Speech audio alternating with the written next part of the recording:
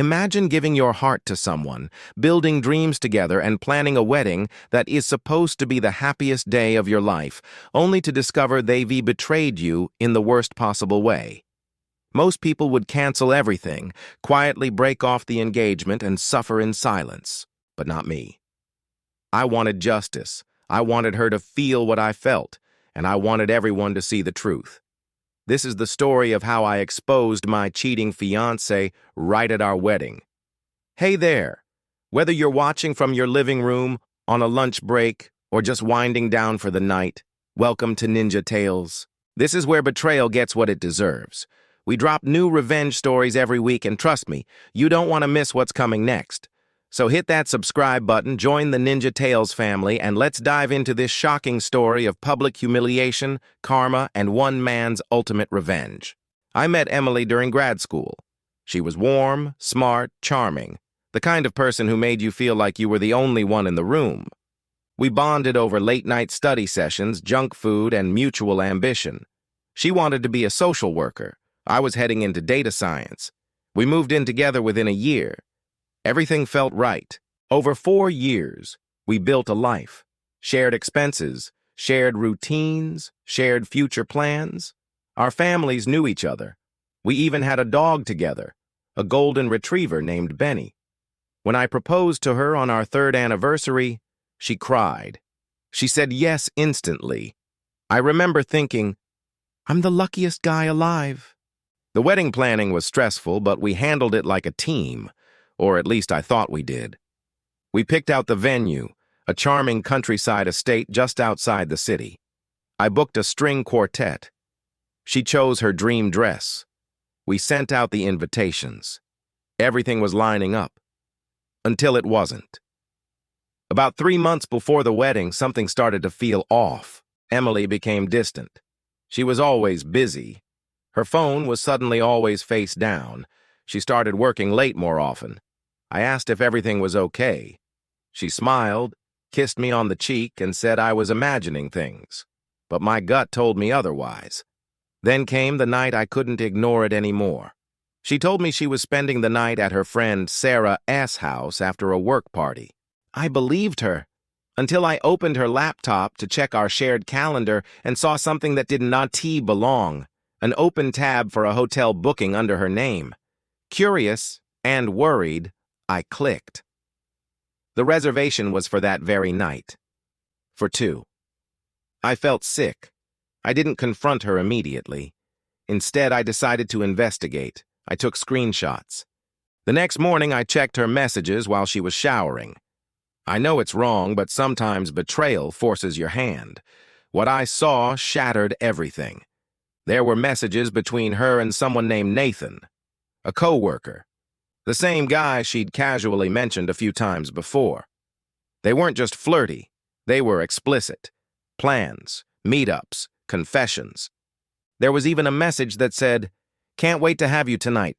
I told him I was with Sarah." That night, that lie. I felt numb. I wanted to scream, cry, disappear. But instead, I did something else. I planned. If she was going to lie to me, manipulate me, and still pretend to marry me, then she deserved to be unmasked, not in private, but in front of everyone she was lying to. I started documenting everything. I took screenshots of every message. I hired a private investigator who followed them for 2 weeks and gathered undeniable proof. Photos, video, locations, even their lunch meetups during work hours. I kept playing the part of the clueless, loving fiancé. Smiling, attending tastings, picking flower arrangements. Meanwhile, I was gathering the tools for her social execution. The night before the wedding, I barely slept. I had everything ready. A USB drive with photos and messages, a pre-written speech, and a presentation queued up. The big day arrived. Emily looked radiant. Her dress was stunning, her makeup flawless. No one suspected a thing. My friends and family smiled at me with admiration. Her family beamed with pride. The venue was decorated to perfection. The string quartet played softly in the background. As she walked down the aisle, bouquet in hand, I felt the anger rise in my throat, but I swallowed it. There was a show to finish. We reached the moment for vows. She read hers, full of flowery promises about honesty, love, and forever. It was a performance worthy of an Oscar. Then it was my turn. I took the microphone, looked her straight in the eye, and said, "Emily, you are the most beautiful woman I've ever met. But today, I won't be reading vows. I'll be reading truths, not just for you, but for everyone here." Confused murmurs rippled through the audience. I clicked the remote in my pocket. Behind us, the projection screen lit up. Slide 1, a photo of Emily and Nathan kissing outside a restaurant. Slide 2, the hotel confirmation. Slide 3, their explicit text messages. Gasps, silence, then chaos. Her mother fainted. Her father stood up, furious.